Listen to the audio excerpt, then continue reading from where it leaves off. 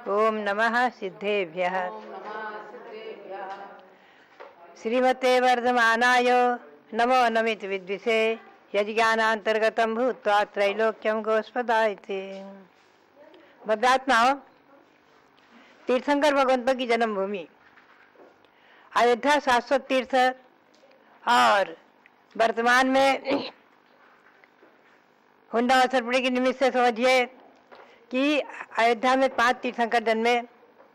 ऋषभदेव, अजितनाथ, अभिनंदननाथ, सुमतिनाथ और अनंतनाथ शेष तीर्थंकर अन्यत्र जन्मे हैं, तो सब मिलाकर 16 जन्मभूमि हो गई हैं।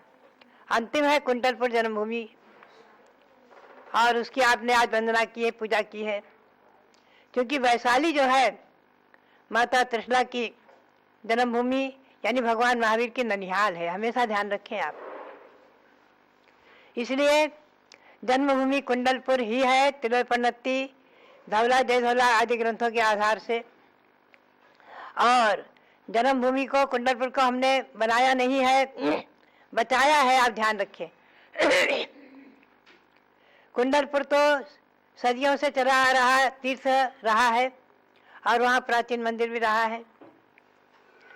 और वो पूज्य वहाँ पर हमारे रविंद्र कीर्ति जी ने बहुत बड़ी एक स्थल जगह लेकर के पास में ही, मंदिर के पास ही, और वहाँ भगवान महावीर, अवगान अपराण भगवान महावीर को खड़े किया।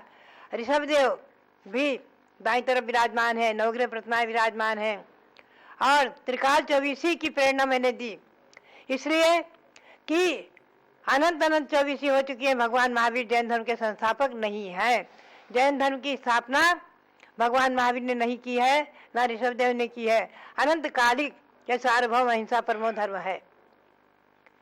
और इसीलिए त्रिकाल चौबीसी के वहाँ विराजमान हुए। और नंदावर्त महल जहाँ भगवान शांतिनाथ विराजमान, जहाँ महाराजा सिद्धार्थ और महारानी त्रिशला देवी ने महावीर भगवान को जन्म दिया, जहाँ संजय विजय मुनि ने आकर के और अपनी शंका का समाधान प्राप्त करके सन्मति नामकरण किया।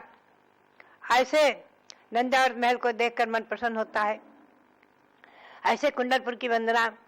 और इसके साथ भगवान ने उनकी चरण रस से कौशाम्बी तीर्थ बन गया। चंदन बाला जो भगवान की मौसी थी, एक बार वन में क्रीड़ा करते हुए उनका हरण किया और विद्याधर ने और अपने मित्र को सौंप दिया।